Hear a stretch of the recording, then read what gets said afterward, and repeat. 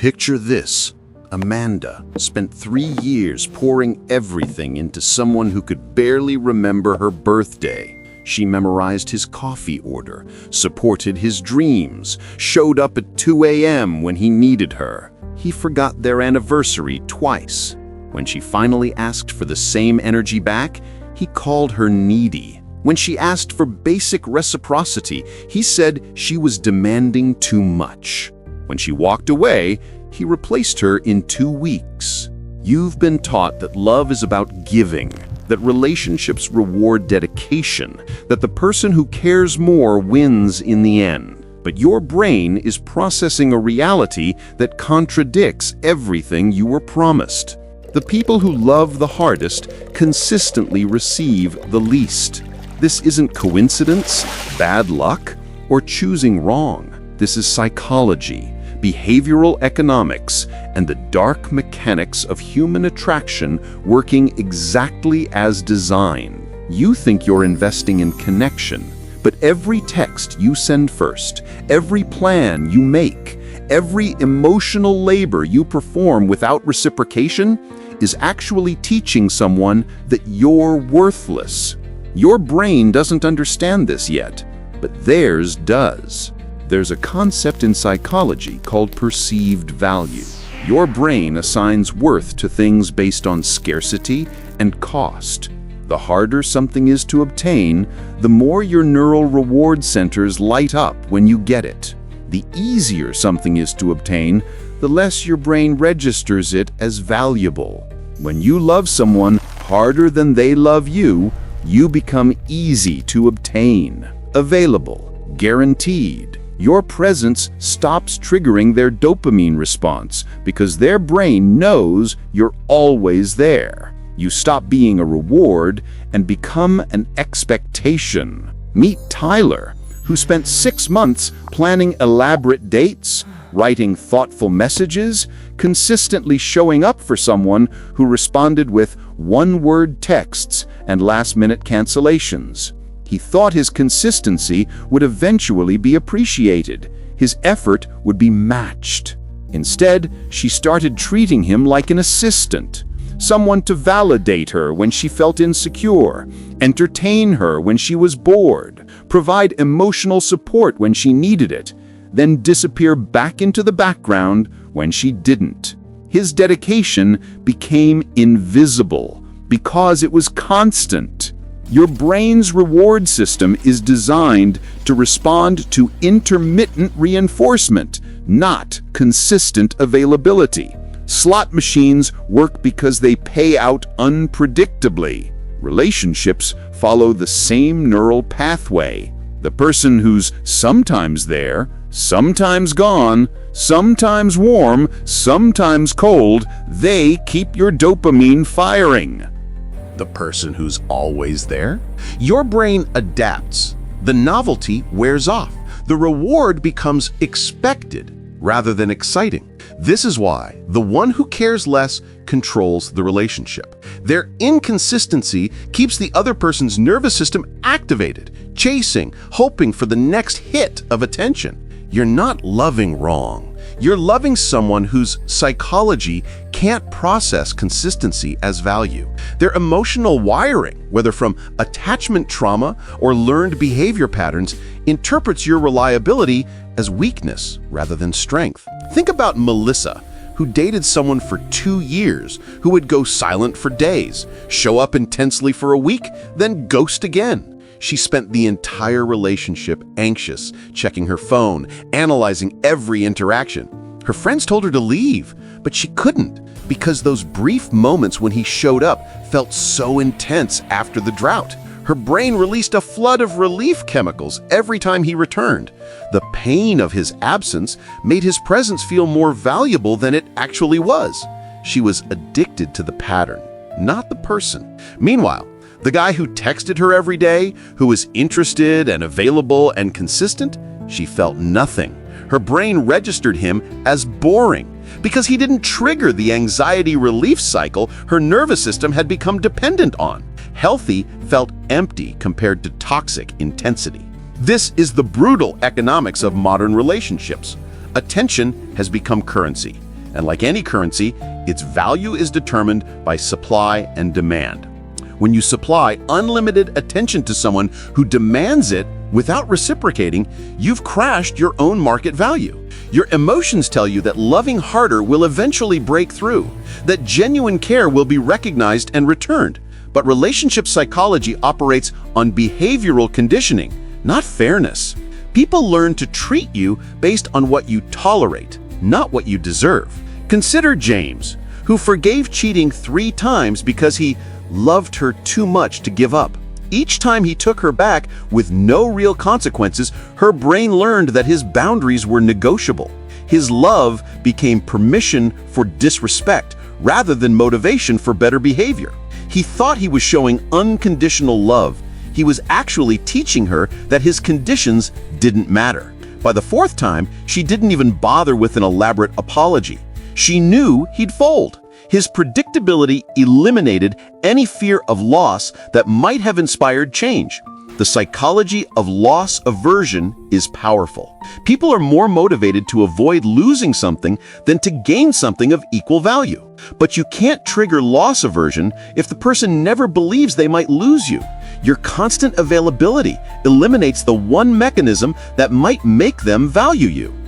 You're operating from a scarcity mindset, believing this person is rare, that love like yours is special, that if you just give enough, they'll finally see your worth. Meanwhile, they're operating from abundance, knowing that if you leave, someone else will show up to fill the role. This abundance isn't even real most of the time. It's a perception game. The person who loves less maintains the illusion of options, the posture of someone who could walk away at any moment. Whether they actually have options is irrelevant. The appearance of power is power. Rachel finally walked away after 18 months of one-sided effort. 2 days later, her ex was posting about how much he missed her, how he'd made a mistake, how he wanted her back. She almost returned. Then she realized something. He didn't miss her. He missed her function, the emotional support, the ego boost, the guaranteed validation. He missed having someone who made him feel desired without him having to earn it. The moment she came back, his behavior would reset to exactly what drove her away. Because here's the truth. People don't change from losing you. They change from the fear of losing you. And if that fear never develops while you're together because you've made yourself too available, losing you becomes the trigger they needed, but you're already gone. Your brain is wired for reciprocity. When you give and don't receive, you experience psychological distress. Your mind can't reconcile the imbalance. So you create narratives. They're going through something. They'll change. They show love differently. You're being too needy. These narratives are coping mechanisms. Your brain protecting itself from the harder truth. You're giving to someone who has no intention of giving back. They've found someone willing to operate at a deficit, and they're going to extract as much as they can until you stop providing. The psychology of giving creates a trap. The more you invest, the harder it is to walk away. Economists call this the sunk cost fallacy, continuing a behavior because you've already invested so much, even when continuing costs more than it returns. Your emotions double down on bad investments.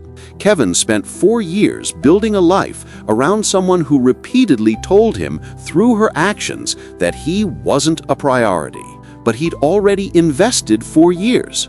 The thought of that time being wasted was more painful than staying and hoping things would change.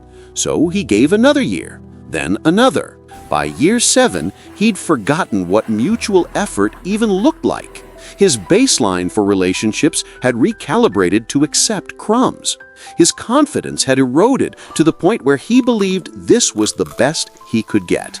The trap had closed completely.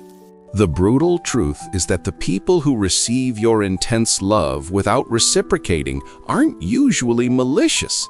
They're simply responding to incentives. You've created a situation where they get maximum benefit for minimal effort. Their brain has no reason to change the dynamic. This is why pulling back works when years of giving more didn't. You're not manipulating, you're correcting the incentive structure. When your absence creates discomfort in their life, when they have to actually wonder where you are, suddenly your presence has value again. But here's the darker truth. If you have to manufacture your value through absence, if someone only appreciates you when you're gone, that's not love. That's loss aversion. That's ego. That's them wanting to win the game, not wanting you. Sophia learned this when her ex came back after she'd moved on. He said all the right things, made all the promises. She gave him another chance. Within 3 weeks, he was back to his old patterns.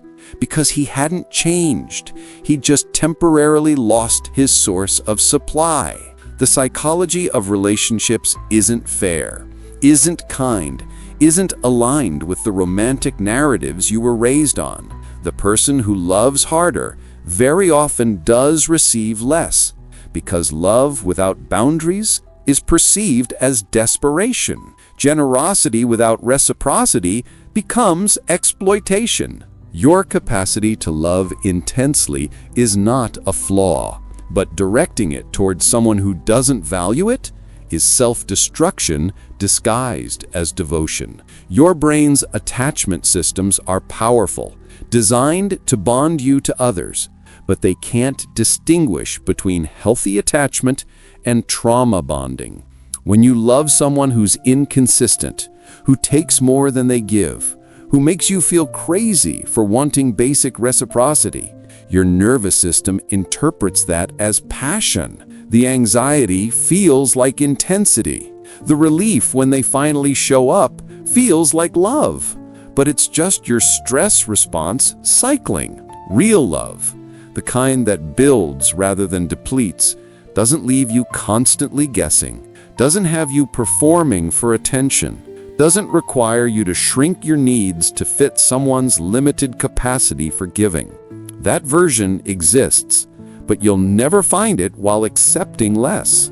The transformation starts when you redirect the love you've been giving away, when you become the person you were begging someone else to be, when your energy, attention, and effort get invested in your own growth rather than someone else's comfort. This isn't about becoming cold or closed off. It's about recognizing that your love is a resource with real value. And resources only appreciate when they're protected and invested wisely. You've been giving away a fortune to people treating it like pocket change. Your new framework is observe effort, not words. Watch consistency, not intensity. Notice reciprocity, not promises. If someone wants you, you'll know. If someone values you, you'll feel it. Everything else is your brain creating stories to justify staying in a deficit. The fear of being alone drives you to accept unequal relationships. But loneliness with someone who doesn't see you is worse than solitude with self-respect intact. Your brain knows this. That's why you feel more alone in the wrong relationship than you ever did by yourself. When you finally walk away from someone who took your love for granted, the first days are withdrawal. Your brain is addicted to the pattern, the hoping, the trying, the brief moments of validation. It hurts, but you're not grieving love. You're grieving the version of love you imagined. Then comes clarity. The fog lifts. You realize how much energy you wasted trying to convince someone of your value, how much of yourself you negotiated away, how small you made your needs to fit their limitations. The anger arrives, and it's useful. Let the anger burn through the stories you told yourself, the excuses you made, the red flags you painted green. Anger is your brain finally protecting you the way it should have from the beginning. Don't suppress it. Transform it into boundaries that won't break next time.